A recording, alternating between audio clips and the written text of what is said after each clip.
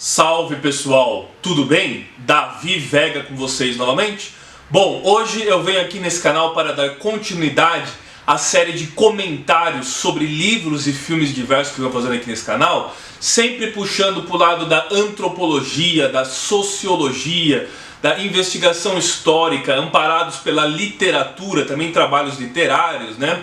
E também a mãe de todas as humanidades, que é o amor, a sabedoria, a filosofia, amparados também sempre pela escrita e o discurso acadêmico, bem como também o discurso e a escrita ensaística, como naturalmente teremos hoje. Quero falar desse autor e desse livro aqui, Voltaire, o filósofo ignorante. Voltaire, que se chamava François-Marie Arouet.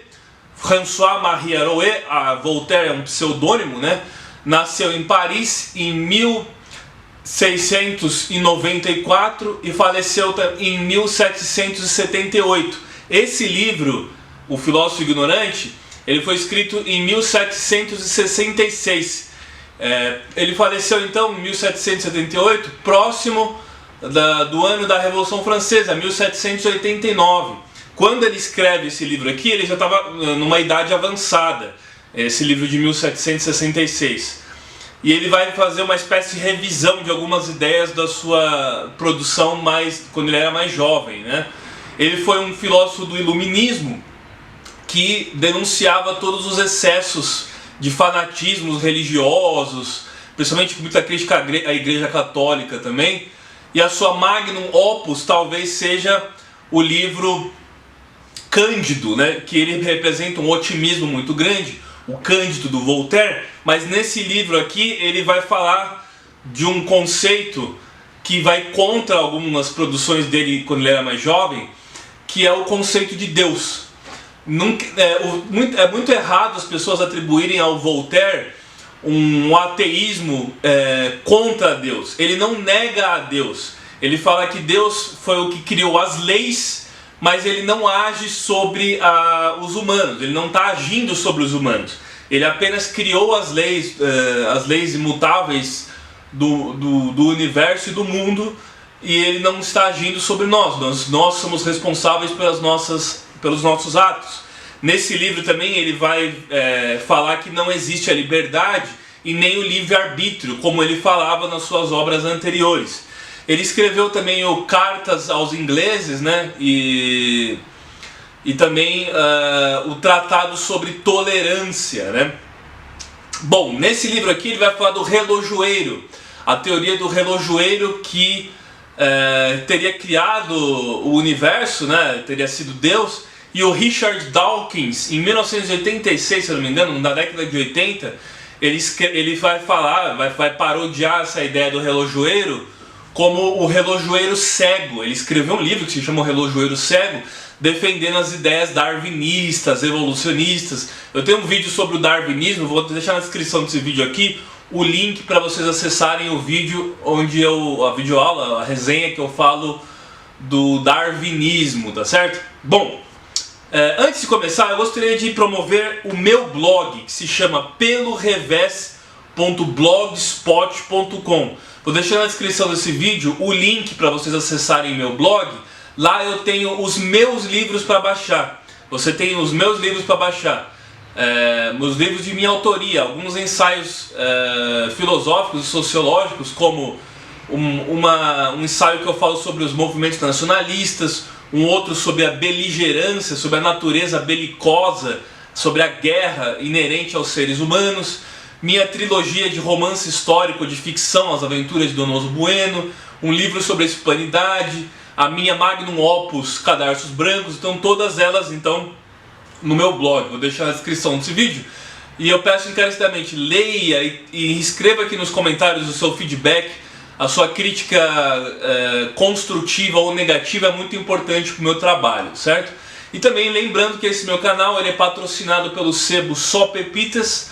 O sebo Só Pepitas é um projeto que dois amigos meus têm, que eles pegam livros raros nos sebos de São Paulo e disponibilizam para venda para todo o Brasil. Vou deixar na descrição desse vídeo o link da página do Instagram do sebo Só Pepitas, tá certo? Vale muito a pena vocês conferirem, né? Porque a cultura ela é algo que a gente gasta para enriquecer ainda mais, né? O conhecimento a gente gasta para ficar mais rico, né? Bom, o Voltaire, então, voltando aqui, ele escreveu vários ensaios sobre a tolerância, né?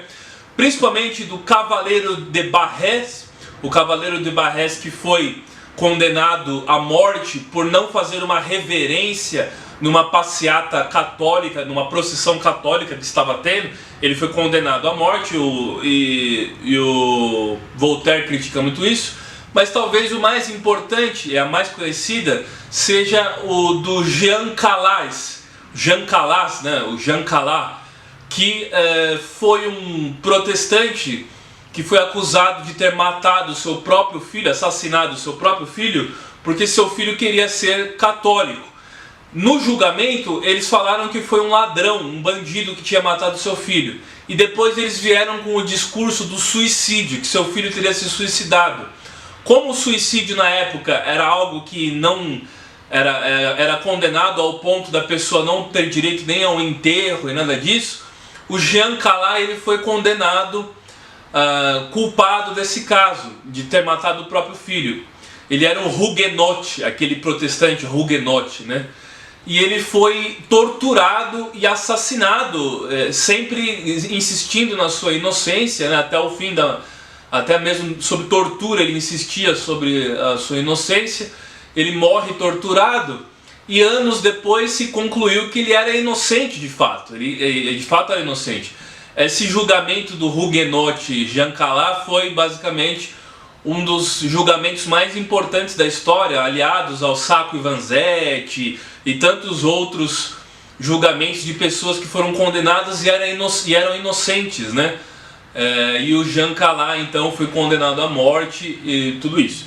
Ele fala muito, então, o Voltaire, sobre essa questão da tolerância. E o Voltaire não era um protestante.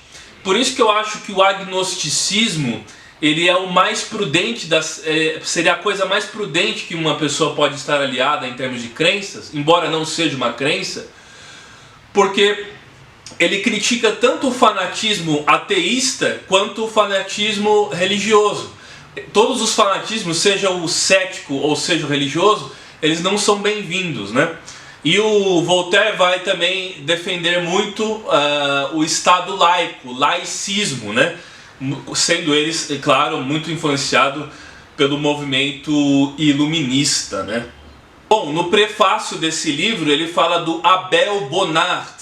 O Abel Bonart, que seria um cara que contribuiu na época da França de Vichy à ocupação nazista, né? E ele teria entregue aos nazistas uma estátua do Voltaire para eles destruírem a estátua e com a estátua fazerem balas de canhões, né? Balas de canhão. Então é uma simbologia, uma analogia dessa tolerância do Voltaire que foi sobrepujada pelo radicalismo das ideologias totalitárias da Segunda Guerra Mundial. E o Voltaire já nos lembra desse perigo desde o século XVIII. E o Voltaire também não viveu, embora ele morreu pouco antes, da Revolução Francesa, que também foi um ato totalitário. O jacobinismo totalitário, a montanha era mais... o grupo da montanha era mais prudente, era menos radical, mas os jacobinos eram muito radicais. E os próprios ideólogos da Revolução Francesa foram mortos na guilhotina também. O Danton, Robespierre, todos aqueles que encabeçaram o movimento revolucionário acabaram sendo mortos também. É parecido com o que aconteceu na União Soviética. Antigos camaradas da Revolução foram perseguidos pelo stalinismo e mortos também. Então muitas revoluções elas acabam por perseguir os inimigos e depois os inimigos internos. E muitas pessoas que encabeçaram a revolução acabam se tornando inimigas, né? Então essa é uma característica dos movimentos totalitários, sendo a Revolução Francesa, na minha opinião, também um evento totalitário, né? Bom, ele vai falar também no prefácio desse livro que vários países que tiveram intolerâncias religiosas com minorias, as ideias do Voltaire estão aí para ajudar esses países.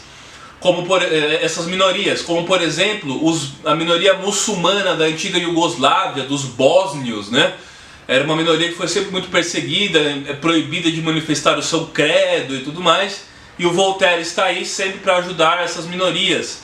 Os armênios que sofreram genocídio na mão dos turcos por serem cristãos ortodoxos e os turcos islâmicos, também está aí uma outra característica que se enquadra dentro da tolerância religiosa e política do Voltaire.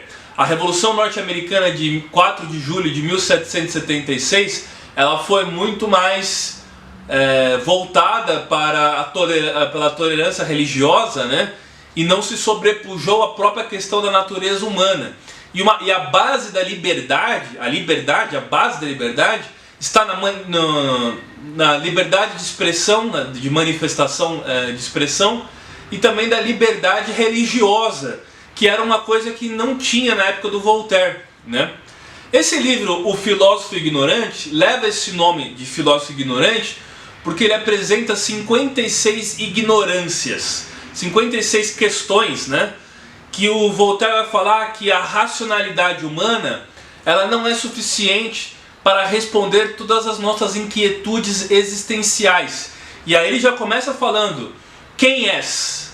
Quem sois? Quem você é, né? Para onde vais? O que te tornarás? Para onde você vai? O que você vai se tornar, né? São perguntas que não têm respostas. E ele vai falando sobre vários temas. Um desses temas que eu me lembro que ele fala é se nós já nascemos com ideias inatas ou não. E se nós, ao nascermos, carregamos uma herança da alma que já nos traz toda uma habilidade ou dom ou conhecimento prévio, a priori. E o Voltaire vai falar que não, que é a experiência que traz o conhecimento. Ele foi muito influenciado pelo John Locke também, né? E essa ideia de criticar o conhecimento a priori, ele vai criticar tanto o Descartes quanto o Leibniz, o Gottfried Leibniz, né? O Leibniz, que era, ambos, ele e o Descartes, defendiam a existência da alma, o conhecimento a priori, e o Voltaire vai falar que não, que o conhecimento é a posteriori, né? Eu separei uma parte para ler para vocês que tem a ver com isso daqui, que eu achei muito curioso. Ele vai falar sobre Aristóteles, Descartes e Gassendi. Aristóteles começa por dizer que a incredulidade é a fonte da sabedoria. Descartes parafraseou esse pensamento e os dois me ensinaram a nada acreditar sobre o que eles me dizem. Descartes, sobretudo, após fingir que duvida, fala em um tom tão afirmativo do que não entende. Está tão seguro do que faz que se engana grosseiramente em física. Construiu um mundo tão imaginário, seus turbilhões e seus 3 elementos são prodigiosamente ridículos, que devo desconfiar do que ele me diz da alma, após ter me enganado tanto sobre os corpos. Que façam seu elogio, tudo bem, contanto que não façam o que seus romances filosóficos, hoje desprezados para sempre em toda a Europa. Ele acredita ou finge acreditar que nascemos com pensamentos metafísicos. Nesse caso, eu diria que Homero nasceu com a Ilíada na cabeça. A Ilíada de Homero, ele já teria nascido com ela pronta, né? É verdade que Homero, ao nascer, tinha um cérebro tão bem formado que, tendo adquirido a seguir ideias poéticas, às vezes belas, outras vezes incoerentes ou exageradas, compôs, enfim, a Ilíada. Ao nascermos, trazemos o germe de tudo o que se desenvolve em nós, mas realmente não temos ideias inatas, assim como Rafael e Michelangelo não tinham, ao nascer, pincéis e cores. Então a gente pode ter um talento, um dom ao nascer, que pode estar ligado a essa ideia de alma, sendo que muitas vezes dá para a gente relativizar essa ideia de alma e tudo mais. Só que é a experiência e a prática que vai nos fazer aprimorarmos e termos o nosso talento. Não basta você nascer com isso. O Napoleão tinha uma frase que ele falava: não basta você estar preparado sem a oportunidade, mas também não adianta você ter a oportunidade e não estar preparado. Então você precisa dessa experiência para desenvolver as suas potencialidades, né? Bom, criticando a ideia do Leibniz, ele fala que esse mundo é o melhor mundo que Deus criou e que nós temos que aproveitar as potencialidades máximas desse mundo, né? Ele também vai ser mais pessimista, né? Mais pessimista e realista, o Voltaire, do que otimista, né? E idealista, né? Bom, o Voltaire vai falar também sobre o corpo humano. Ele vai devagar dessa máquina perfeita que é o corpo humano. Ele vai devagar se nós somos matéria ou espírito, se nós somos mais matéria ou mais espírito. E aí ele vai divagando sobre essas questões, falando sobre os animais, sobre diversas coisas, mas principalmente sobre a racionalidade humana, que é uma das características principais de nós, seres humanos. E ele vai falar também da limitação. Essa limitação, por exemplo, ele vai falar do conhecimento. O conhecimento, ele é ad infinito. E se você não impõe limites, você vai indo de grau em grau até o infinito e você não consegue ter um fim, porque o conhecimento ele é infinito. E ele vai falar da nossa ignorância, por isso também fala do filósofo ignorante, e são 56 ignorâncias. Ele fala da nossa ignorância quanto à pré-história e o mundo antigo, a história antiga, e a gente não sabe nada sobre a história antiga, né? Então ele vai falar que nós somos ignorantes e que nós temos um conhecimento ilimitado. E aí eu lembro do Sócrates, na frase famosa dele, só sei que nada sei. E o Voltaire vai trazendo essas questões também, essas questões da nossa ignorância e limitação para com o mundo antigo, né? Ele fala que nada sabemos sobre a Mesopotâmia, sobre o Egito, sobre a Grécia, até mesmo sobre Roma, embora Roma já seja um pouco mais recente. Então ele vai falando que nós vemos o passado com os olhos do presente. A nossa leitura do passado, ela se dá com uma comparação com o presente. E o Voltaire viveu na transição da idade moderna para a idade contemporânea. Nós ainda estamos na idade contemporânea e de fato, muitas pessoas pensam que o mundo começou, né, as pessoas de hoje pensam que o mundo começou da Revolução Francesa para cá. Ou quando alguns falam de 2000 anos, mas da Revolução Francesa para cá. E nós temos todo um passado de milhões de anos de pré-história e de milhares de anos na antiguidade, que é impossível nós sabermos de fato exatamente como era e o que aconteceu.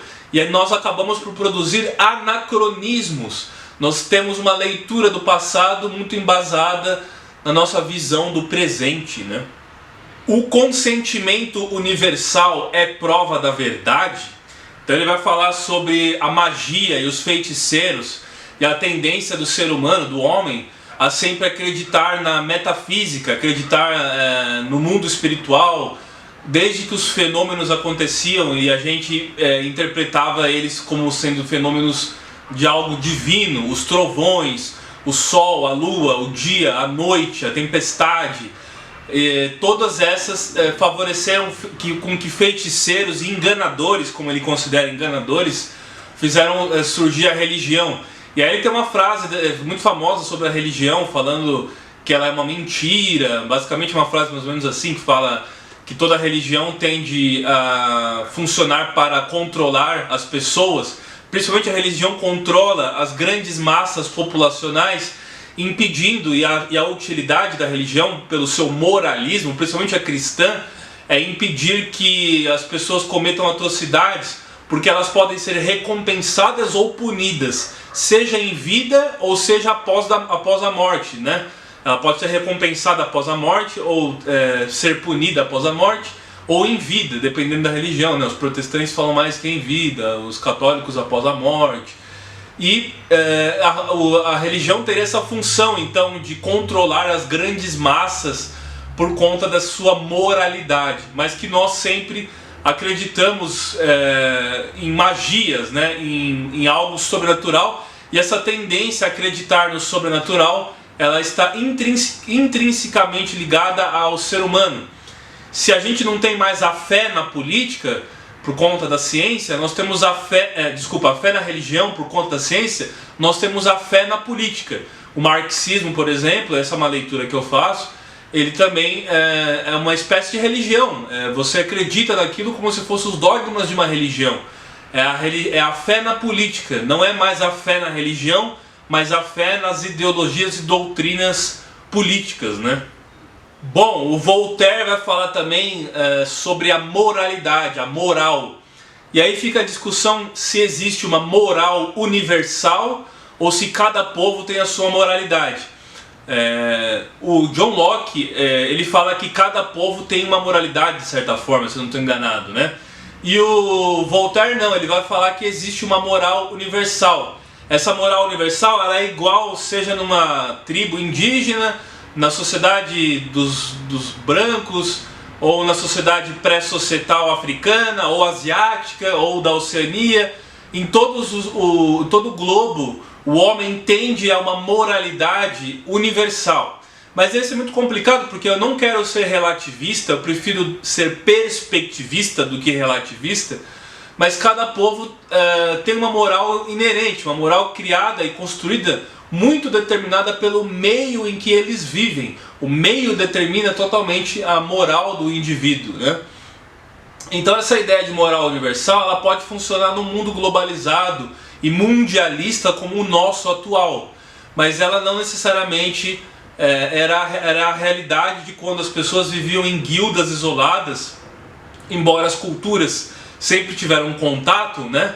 Mas não é necessariamente a mesma moral para o mundo todo, para o planeta inteiro. Hoje sim, os valores cristãos principalmente se sobrepujaram, os europeus evangelizaram boa parte do planeta, os jesuítas na conquista da América, os indígenas, os ingleses, franceses e belgas e alemães, entre outros, holandeses e portugueses também na África, a Ásia também tem muito da doutrina cristã, na Oceania. Então o cristianismo ele acabou se sobrepondo e fazendo com que nós tenhamos uma moral universal. Hoje é possível se falar em moral universal, mas na época do Voltaire, eu não acredito que existia uma moral universal. Eu acredito que se ela existe, é algo recente por conta do contato com o cristianismo.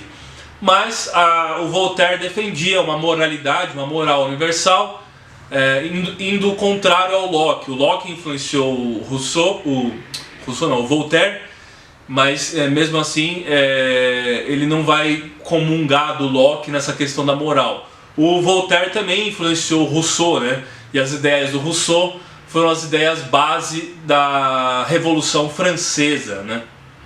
Bom, ele vai falar também dos estoicos, ele fala de Catão e Epicuro, né? Mas eu gosto muito do Sêneca, que era de Córdoba, se não me engano, né? O Sêneca da Hispânia, né? Foi tutor de Nero, né? E também do Marco Aurélio, o imperador filósofo. E eu tenho uma proximidade muito grande com o estoicismo, porque eu acredito que o estoicismo, ele além de estar muito ligado à virtude, né? A virtude, ele também é o mais prudente, né? Por isso que os agnósticos, eles tendem a ser mais moderados, sempre visando o centro. O Aristóteles falava que a virtude está no meio, no equilíbrio, nunca nos extremos, né?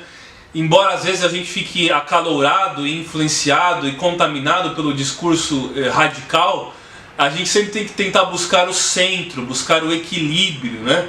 Que é o sinal de toda virtude, e o estoicismo ajuda muito isso. Eu sei que o estoicismo hoje é usado por coachings, é usado por pessoas que fazem esse tipo de trabalho aí de tentar doutrinar as pessoas para viver numa vida melhor, e vendem cursos. São os novos sofistas, né? Os sofistas da atualidade, né? Esses sofistas da atualidade usam muito os autores clássicos para justificar as suas ações, né? E o estoicismo está na moda de novo. Mas eu recomendo que você leia os verdadeiros estoicos, Marco Aurélio, Sêneca, para você ter uma ideia maior do que significa ser prudente e não só estar ligado à ascensão financeira, à ascensão de carreira, como esses coachings geralmente falam hoje em dia, né? Bom, ele fala do problema do mal, né? Que esse mal ele é inerente também à nossa realidade, e Deus não seria bom, mas seria justo, né? E que esse problema do mal ele é muito negado por aqueles que acham que o mundo é um mundo perfeito, como Leibniz achava. E Deus criou o mundo, e se Deus é a imagem e semelhança do homem e do mundo, ou vice-versa, então ele não seria tão perfeito assim, o mundo seria imperfeito, porque nós temos várias coisas, temos o mal, temos as desigualdades, temos os problemas humanos e os problemas de natureza do mundo. Então ele fala que Deus criou o universo e o planeta Terra e os outros planetas, enfim, mas ele não age sob a sua criação. Ele apenas teria criado as leis, mas quem age somos nós. Essa ideia do relojoeiro, né? Mas isso foi escrito mais no fim da vida do Voltaire. Ele sempre criticou muito a religião, principalmente a religião católica, e ele vai ser um autor lido e muito reverenciado pelos próprios ateus. Eu, como agnóstico, gosto dele nessa questão de tolerância religiosa. Como, por exemplo, ele vai falar, eu até deixei essa frase na capa desse vídeo, aqui no YouTube, né? Ele vai falar, se tem alguém que te faz acreditar num ser superior e fazer tudo por ele, ele também pode te fazer cometer atrocidades. Ao mesmo tempo que ele te faz crer sem duvidar em um ser superior, ele também pode te fazer cometer atrocidades. E as atrocidades foram cometidas por religiosos, principalmente no período inquisitorial, embora eu sei que a Revolução Francesa ela matou em 10 anos mais pessoas do que a Inquisição em todo o período da Idade Média e moderna, né? Morreram mais pessoas na Revolução Francesa do que em quase toda a Inquisição, né? Bom, então eu separei para ler para vocês uma outra ignorância dele, um outro texto sobre ignorância e questão, que ele vai falar dessa ideia de a gente não conhecer a história antiga, o mundo antigo.